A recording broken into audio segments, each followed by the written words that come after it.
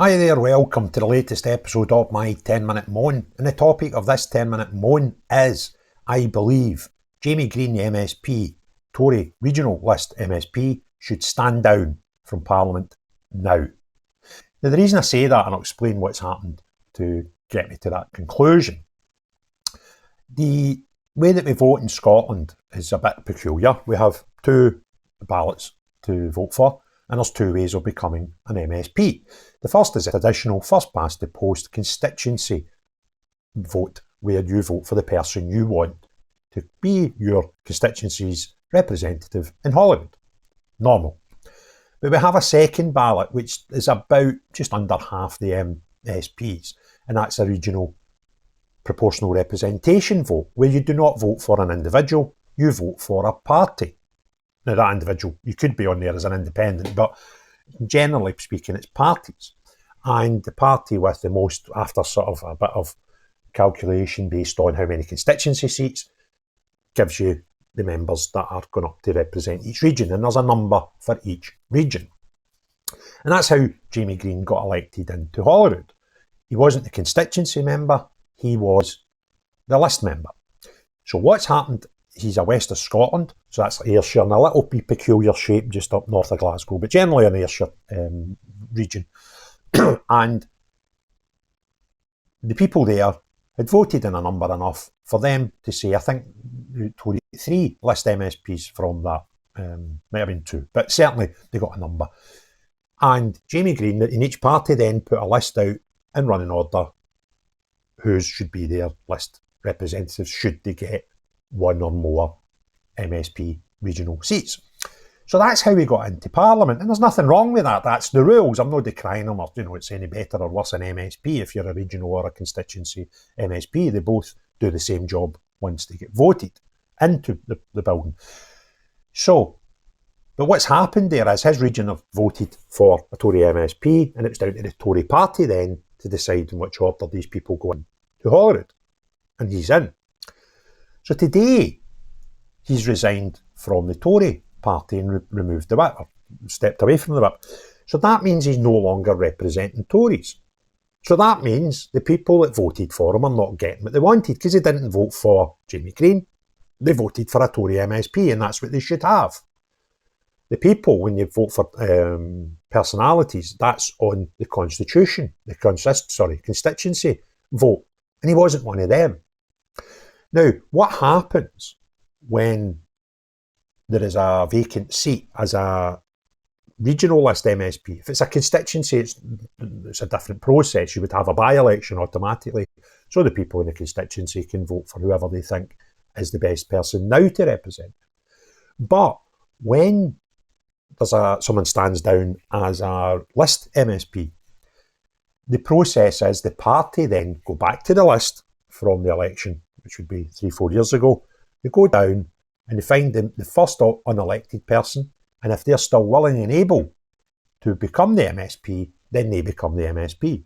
And the people in the region get what they voted for, and that is a Tory or a Labour or a whatever MSP on the region. And that's happened lots of times. I think it's about 20 times. One of the most famous ones was Kezia Dugdale. She stepped down to take on another role, and the Labour Party just put in a replacement MSP, which is what the people of that region had voted for. But I don't know if there's been a precedent set yet for somebody who's removed themselves from a party. But when you think about it, it should be the same. Now, the process might not declare that's what should happen, but someone like Jamie Greene, who tells us he's a very moral person, should stand down immediately. Now, the letter that he sent when he resigned, he's made it public. He wrote to Russell Finlay, the leader of the Tory Party in Scotland, to tell him, "It's with sadness I write to inform you that I've taken a difficult decision to resign the Scottish Conservative and Unionist Party whip with immediate effect." And this is a bit weird, right? Because he says, "This decision, which I have not taken lightly and one which I have weighed heavily on my mind for some time." I find that a bit weird, because September last year, they had a election for the new leader of the Scottish Tories, who Russell won that. But he was going to stand for that. At one point, he said he was going to stand for that election. So he was obviously very, very happy with the Tory Party then. But he backed down and backed out of that to support Murdo Fraser, who came second in the leadership contest. So this bit about he's taking some time, I'm kind of taking that with a pinch of salt, because that election was September. And obviously he decided Murdo Fraser probably had a better chance of winning that than he did, and he decided to back down and support him. But in September, he was wanting to be the leader of this party. So I'm taking the letter with a big, massive pinch of salt, to be honest with you, because the Conservative Party's not changed in that few short months. But he's now decided he doesn't want to be part of it, which is his choice. And he says the unfortunate truth, however, is that the Scottish Conservative Party, which I joined, simply no longer exists. And he said on social media, he feels the Tory Party's left him rather than him leave the Tory Party. But he talks about some strange things. He talks about him believing that the Conservative Party were socially liberal. And that's kind of weird, because that's not kind of what anybody else, I think, outside the Tory Party thinks the Tory Party is. So I think it's a bit bizarre that he does. Staying up to date with events around the world can be difficult, where it's impossible to consult a single source for the full story. Narratives that shape public opinion often just reinforce media and corporate-backed vested interests. It's hard to know what information to trust. See what the media is exaggerating, sensationalising, over or under reporting. That's why I've been using Ground News. Ground News is an app and website that combines news from around the world in one place, so you can compare coverage. For every news source, you can see if it has any political bias, how reliable the reporting is, and who owns them. They even have a blind spot feed that highlights news disproportionately covered by one side of the political spectrum. Take a data-driven view on the news and stay current. Get news from thousands of sources worldwide in one place. I've been using Ground News to help me get all the world's news in one place and give a more balanced opinion on what we read and viewing who is telling us the truth and who isn't. Subscribe via my link to get 40% off the Vantage subscription. It's the one I use to get unlimited access to every feature. Your subscription can not only help my channel, but also help Ground News, as it makes the media landscape more transparent. He talks about Reform Party. He says that the party's now just chasing votes for Reform supporters, and will never see Scottish Conservatives in government. There simply aren't enough fringe right-wing Scottish voters to achieve that. And during the leadership election last year, I warned that we were giving up on the next generation of young Scots. I warned that we were deserting the middle ground. Instead, the party now rests its hopes on a Reform Lite agenda that appeals to the worst of society and not the best. And I think that's quite disingenuous, to be perfectly honest with you. And the reasons for that are plentiful. It's just, what did you think the Tory Party should be?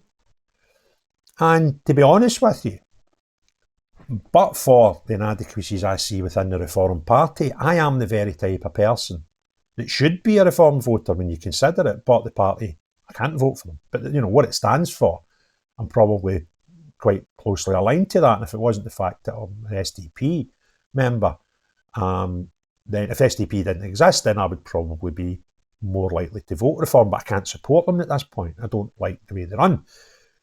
And this man is therefore describing me, and many people like me, as the worst of our society. And I'd like to say to Jamie Greene, who do you think you're talking to? You're talking that way to a big, massive swathe of the Scottish population and the people that your party should have been looking after all this time and should be looking to get their votes and probably voted for you when you became the West Region MSP for the West of Scotland.